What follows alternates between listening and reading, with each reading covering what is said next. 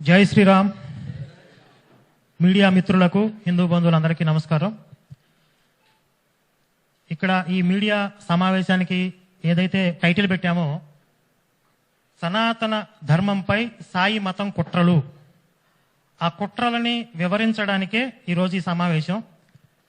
అయితే ఈ కుట్రలు ఎక్కడి నుండి ప్రారంభమయ్యాయి అంటే, సాయి సచ్చరిత్ర అనే ఒక పుస్తకం ఏదైతే వ్యాప్తిలో ఉందో దాన్ని షిరిడి సంస్థాన్ ట్రస్ట్ వారు అధికారికంగా ప్రచారం చేస్తున్నారో, ఆ సాయి సచ్చరిత్ర నుండే సనాతన ధర్మం మీద కుట్రలు ప్రారంభమయ్యాయి. అవి వివిధ రూపాలుగా అనేక రకాలుగా దాడులు చేస్తూ ఉన్నారు. ఇదంతా గమనిస్తూ ఉంటే హిందుత్వం మీద, సనాతన ధర్మం మీద జరుగుతున్నటువంటి స్పిరిచువల్ జిహాద్ అని అనిపిస్తూ ఉంది. ముఖ్యంగా ఒక 2-3 విషయాలు చెప్తాను. సాయి సచ్చరిత్రలో మేము మా ఛానల్స్లో కూడా ఈ విషయాలు కొన్ని మాట్లాడడం జరిగింది.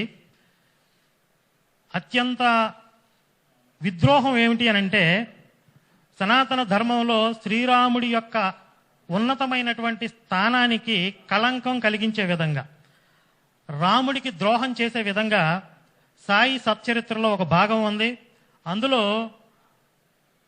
రామ నవమి రోజు ఇస్లాం మతానికి చెందినటువంటి ఒక ఉత్సవాన్ని జరిపించాలి అని అక్కడ సాయిబాబాతో సన్నిహితంగా ఉన్నటువంటి ఒక వ్యక్తి ప్రతిపాదించటం, దానికి సాయిబాబా ఆమోదించటం, దాన్ని కొన్ని సంవత్సరాల పాటు నిరాటంకంగా శ్రీరామ నవమి రోజు ఉరుసు ఉత్సవం అనేది షిరిడీలో జరిగింది. ఇది సాయిబాబా బ్రతికి ఉన్నటువంటి సమయంలో. శ్రీరామ నవమి సంవత్సరానికి ఒక్కరోజే వస్తుంది. ఆ ఒక్కరోజు కూడా హిందువుల యొక్క భక్తి రాముడి మీద లగ్నం కాకుండా వాళ్ళని డైవర్ట్ చేయటానికి ఇస్లాం మతానికి చెందినటువంటి ఉత్సవాన్ని షిరిడీలో నిర్వహించారు. ఆ తర్వాత ఇంకొక భక్తుడు వచ్చి, శ్రీరామనవమి రోజు మనం రాముడిని కదా పూజించాల్సింది అని ఆ రోజు రాముడి ఉత్సవం జరగాలని ప్రతిపాదిస్తే, తప్పనిసరి పరిస్థితుల్లో బహుశా సాయిబాబా గారు ఒప్పుకోవడం జరిగింది. ఆ ఒప్పుకున్నది కూడా ఏదో మొహమాటానికో ఇంకొక కారణంతో ఒప్పుకొని, అదే రోజు రామ నవమి రోజు ఉత్సవం చేసుకున్నటువంటి భక్తులని అకారణంగా పచ్చి బూతులతో సాయిబాబా విరుచుకుపడటం జరిగింది. ఇది సాయిబాబా సచ్చరిత్రలో స్పష్టంగా రాయబడి ఉంది. ఇది చదివిన తర్వాత ఏం అర్థం చేసుకోవాలి హిందువులు? సాయిబాబా గారు నిజంగా హిందువుల్ని, ముస్లింల్ని సమన్వయం చేయడానికి వచ్చినటువంటి అవతారం అని చెప్పి కొంతమంది ప్రచారం చేస్తూ ఉన్నారు. సమన్వయం చేయటం అంటే, ఇప్పుడు హిందువులతో రామ నవమి రోజున ఇస్లాంకి సంబంధించిన ఉత్సవం చేయించారు. అదే రంజాన్ రోజు ముస్లింలతో రాముడికి సంబంధించిన భజనలు చేయించగలరా? చేయించాడా సాయిబాబా? చేయించలేదు. అలాగే హిందువులందరికీ దేవుడు అని ప్రచారం చేస్తున్నారు. ఏ ముస్లిం అన్నా ఆయన దేవుడిని ఒప్పుకుంటున్నాడా? ఏ క్రైస్తవుడైనా ఆయన దేవుడిని ఒప్పుకుంటున్నాడా? కాబట్టి ఇది కేవలం హిందువుల మీద మాత్రమే జరిగినటువంటి కుట్ర.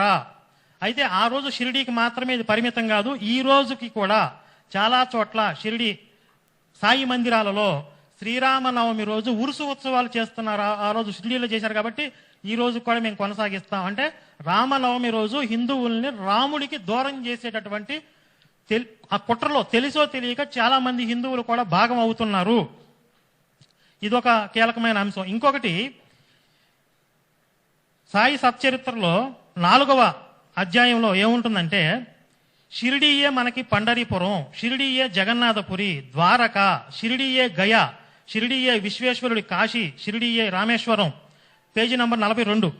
షిరిడీయే రామేశ్వరం కూడా, షిరిడీయే మనకి బద్రీనాథ్, కేదార్నాథ్, షిరిడీయే మనకి నాసిక, త్రయంబకేశ్వరం, షిరిడీయే మహంకాళేశ్వరుడి ఉజ్జయిని, షిరిడీయే మహాబలేశ్వరుడి గోకర్ణ క్షేత్రం. షిరిడీలో సాయితో సమాగమమే మనకు ఆగమ నిగమాలు, అంటే వేదాలు, ధర్మశాస్త్రాలు. ఇక్కడ స్పష్టంగా హిందూ ఆధ్యాత్మిక క్షేత్రాలని దెబ్బ కొట్టేటటువంటి, లేదా ఆ క్షేత్రాల యొక్క మహత్యాన్ని తగ్గించి ఆ క్షేత్రాల యొక్క ప్రాభవాన్ని వాటిపై దాడి చేసే విధంగా ఇక్కడ ఈ రచన మనకు కనపడుతూ ఉంది. మీకు షిరిడి గొప్పది అని రాసుకోవాలనుకుంటే ఎంత గొప్పదో మీరు రాసుకోండి, మీ సాయిబాబా ఎంత మహానుభావుడు గొప్పవాడు రాసుకోండి. కానీ హిందువులకి అత్యంత పవిత్రమైనటువంటి పండరీపురం, జగన్నాథపురి, ద్వారక, గయా, కాశీ, బద్రీనాథ్, కేదార్నాథ్, త్రయంబకేశ్వరం ఇలాంటి క్షేత్రాల పేర్లు చెప్పి అక్కడికి వెళ్ళేటటువంటి భక్తులకి వాళ్ళ మనసుల్లో ఇన్ని క్షేత్రాలు మనం తిరగలేం కాబట్టి ఒక్కసారి షిరిడి వెళ్తే సరిపోతుంది, ఇవన్నీ అవసరం లేదు, కేవలం షిరిడి వెళ్తే చాలు అనేటటువంటి ఒక విష బీజాలు హిందువుల మనస్సుల్లో నాటడం అవునా కాదా? ఈరోజు ఒక కంపెనీ ఏదైనా వస్తువుని ప్రచారం చేసుకోవడానికి కూడా వాళ్ళ వస్తువు ఎంత గొప్పదో చెప్పుకోవాలి తప్ప పక్కోడి కంపెనీ వస్తువులు మంచివి కావు, నాణ్యత లేవు అని చెప్పడానికి రైట్స్ లేవు. అలాంటిది ఆధ్యాత్మిక పుణ్యక్షేత్రాల విషయంలో ఎప్పటి నుంచో వందలాది వేలాది సంవత్సరాల నుంచి నిర్మాణమై ఎంతో మంది భక్తులకి ఆధ్యాత్మికత బోధిస్తున్నటువంటి ఆ క్షేత్రాల యొక్క ఔన్నత్యాన్ని కించపరిచే విధంగా, అంటే షిరిడీలో ఒక కంపెనీ పెట్టారు, ఈ కంపెనీ యొక్క మార్కెటింగ్ పెంచుకోవాలి, అక్కడ వ్యాపారం పెంచుకోవాలి కాబట్టి హిందూ భక్తుల్ని డైవర్ట్ చేయడానికి జరిగినటువంటి కుట్ర. దీని మీద మేము లీగల్గా కోర్టుల ద్వారా అప్రోచ్ అవ్వాలనుకుంటున్నాం. వీలైతే తెలంగాణ హైకోర్టులో కానీ లేదా సుప్రీంకోర్టులో కానీ ఒక పిటిషన్ వేసి ఏ క్షేత్రాలను అయితే ఇక్కడ ప్రస్తావించారో షిరిడీ సంస్థాన్ నుంచి ఒక్కొక్క క్షేత్రానికి ఇప్పటి వరకు జరిగిన నష్టానికి పరిహారంగా కనీసం 100 కోట్లు చెల్లించాలి. ఇక నుంచి షిరిడీకి వచ్చే ఆదాయంలో కనీసం 50 నుంచి 75% ఈ క్షేత్రాలకి ట్రాన్స్ఫర్ చేయాలి అని చెప్పి ఒక పిటిషన్ కూడా మేము ఫైల్ చేయాలనుకుంటున్నాం లీగల్గా చర్చించి. కాబట్టి ఇక్కడ స్పష్టంగా శ్రీరామనవమికి ద్రోహం చేశారు, పుణ్యక్షేత్రాలను దెబ్బకొట్టే విధంగా, పుణ్యక్షేత్రాల మీద వాటి యొక్క ప్రభావాన్ని తగ్గించే విధంగా దాడి చేశారు. ఆ తర్వాత అదే పారాగ్రాఫ్ లో కిందకు వస్తే సాయే శ్రీకృష్ణుడు, సాయే శ్రీరాముడు, మన నిజమైన ఆశ్రయ స్థానం శ్రీ సాయే. శ్రీరాముడి యొక్క చరిత్ర ఎక్కడ, ఈ సాయిబు గారి చరిత్ర ఎక్కడ? ఈయన రాముడితో సమానం కాదు కదా, కనీసం తోటరాముడు కూడా కాదు చెప్తున్నా. పాతాళ భైరవి సినిమాలో తోటరాముడు అంటే ఆ తోటరాముడికి కూడా సమానం కాదు. అలాంటి ఈ సాయిబు గారిని తీసుకెళ్లి రాముడితో సమానం అని ఎలా చెప్తారు? అసలు రాముడి యొక్క ఔన్నత్యం చెప్పాలంటే మనకు రోజులు సరిపోవు. మీరు సాయిబు గారి గురించి ఏం చెప్తారు? మీరు సాయిబు గారి నుంచి సమాజం, హిందువులు నేర్చుకోవాల్సింది ఏంటి? ఆయన చూసి ఒక ఉత్తమమైన పుత్రుడు ఎలా ఉండాలి, ఒక రాజు ఎలా ఉండాలి, ఒక భర్త ఎలా ఉండాలి, ఒక మిత్రుడు సోదరుడు ఎలా ఉండాలి అనేది మనం రాముడిని చూసి నేర్చుకుంటాం. ఈరోజు భారతదేశంలో ఉన్నటువంటి కుటుంబ వ్యవస్థకి ఆధారం రాముడు. భారతదేశం యొక్క అస్తిత్వం ఏంటి అంటే రాముడు. అలాంటి రాముడిని మీరు ఒక సాయిబుతో అల్లా అచ్చా కరేగా, అల్లా బలా కరేగా అంటూ ఎల్లప్పుడూ అల్లా నామస్మరణ చేసేవాడు సాయిబు గారు, సాయిబాబా గారు. అలాంటి ఒక వ్యక్తిని తీసుకొచ్చి రాముడికి రీప్లేస్ ఎలా చేయాలనుకుంటున్నారు? కాబట్టి ఇది స్పష్టంగా హిందుత్వాన్ని, ముఖ్యంగా రాముడి మీద విపరీతమైనటువంటి ద్రోహబుద్ధి ఇందులో స్పష్టంగా కనిపిస్తూ ఉంది. అలాగే ఇంకొంచెం ముందుకెళ్తే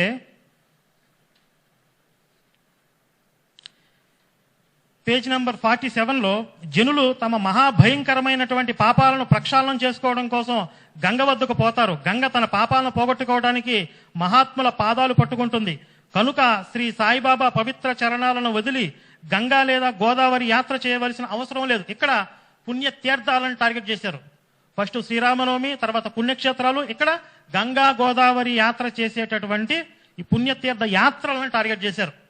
అంటే అన్ని విధాలుగా కూడా హిందువుల్ని డైవర్ట్ చేసి గుంపకొత్తగా షిరిడీ వైపుకు తరలించుకుపోవాలి, వాళ్ళ మార్కెటింగ్ పెంచుకోవాలి.